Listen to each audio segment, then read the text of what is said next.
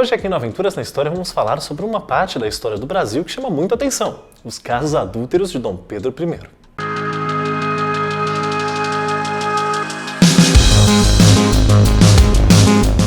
Não é difícil olhar para o passado e encontrar uma atitude ou um costume que cause espanto a nós. Dentre os inúmeros absurdos que existiam antigamente, ter uma amante era considerado relativamente aceitável. É importante deixar claro desde o começo desse vídeo que homens traindo suas esposas era relativamente aceitável, mas não o contrário. Se, por exemplo, descobrissem que a imperatriz Leopoldina teve um amante e traiu seu marido Dom Pedro I, o caso poderia causar problemas para ela até em âmbito político.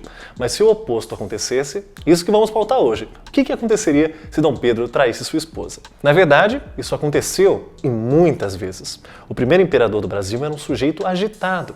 De acordo com a historiadora Isabel Lustosa, é plausível a possibilidade de ele ter sido hiperativo durante a vida. Abre aspas. Possivelmente, o que hoje os médicos diagnosticam como uma pessoa hiperativa. Vivia em permanente movimento, não sabia o que era sossego, nem repouso, nem tédio e também não conhecia a fadiga. A sua agitação e infidelidade não combinavam com as características de sua esposa, que, por contrário, tinha muita classe. O primeiro caso conhecido da vida sexual de Dom Pedro foi com uma dançarina francesa chamada Noémie Thierry. Dom Pedro I chegou a ter um filho com ela, mas nasceu morto. O seu pai, Dom João VI, já planejava unir seu filho a Leopoldina e, por isso, fez questão de abafar esse romance e enviar a francesa para longe. E mesmo assim, enquanto esperava a chegada de sua esposa, Dom Pedro I também se relacionou com a irmã da dançarina. Pode-se discutir se esses casos foram ou não infidelidade, afinal, eles não estavam tecnicamente juntos ainda. Mas após o dia 13 de maio de 1817, data de casamento com Leopoldina, que inclusive foi feito sob procuração, qualquer outra mulher que ele tivesse relações seria considerado oficialmente uma traição. Acontece que, de acordo com o livro A Carne e o Sangue, lançado em 2012 da editora Rocco, feito pela historiadora Mari Del Priore, cartas encontradas pelo Museu Imperial registravam que a primeira imperatriz do Brasil detestava sexo. Há uma teoria de que as puladas de cerca de Dom Pedro teriam sido acordadas entre o casal, como se Maria Leopoldina aceitasse que Dom Pedro fosse resolver esse seu apetite sexual com outras. Mas não passa de boatos, não há nenhum registro sobre isso. Desde o começo do seu casamento, o príncipe brasileiro teve relações extraconjugais, mas a maioria não era pública. Foi somente que em agosto de 1822, um mês antes de gritar independência ou morte contra os portugueses, que Dom Pedro I teve um caso que seria conhecido por todo o país, sua relação com Domitília de Castro Canto e Melo. Ela usou seu relacionamento com o príncipe para, mesmo mal falada, ganhar espaço e títulos dentro da nobreza brasileira.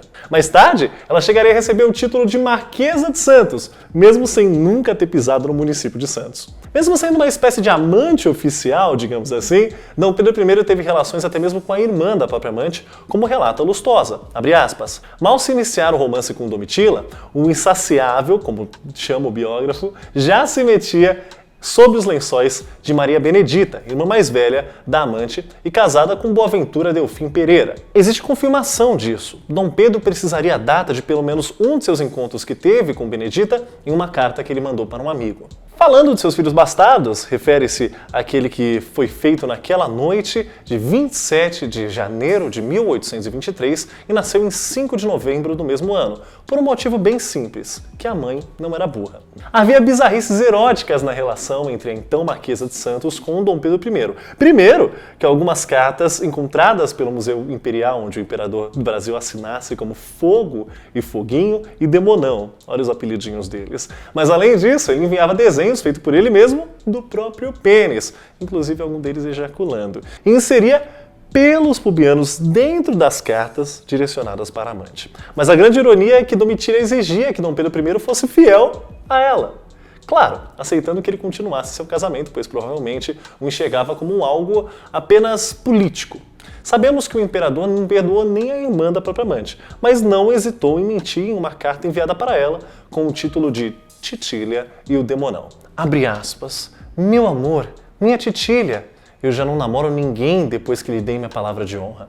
E assim, não mereço teus ataques. E quanto a dizer-me que lhe não dei parte de ter ido a Botafogo, tu engana-se, pois à noite lhe disse, por tal sinal, que tinha ido com a imperatriz no carro e a passo. Sinto infinito, depois de tanto tempo de prova mercê, ache ainda capaz de lhe fazer traições e infidelidades. Este que se considere e afirma ser teu amante fiel, constante, desvelado, agradecido e verdadeiro. Olha que safado. A saga de Dom Pedro I agora é tema de um dos episódios do podcast Desventuras na História, disponível nas principais plataformas de streaming de áudio. Com narração de Vitor Soares, professor de História, o episódio relembra não só a vida pública do imperador, mas também sua vida íntima, destacando sua saga em Portugal após abdicar do trono brasileiro. Muito obrigado por acompanhar esse vídeo, eu sou o Wallace Ferrari e vou ficando por aqui.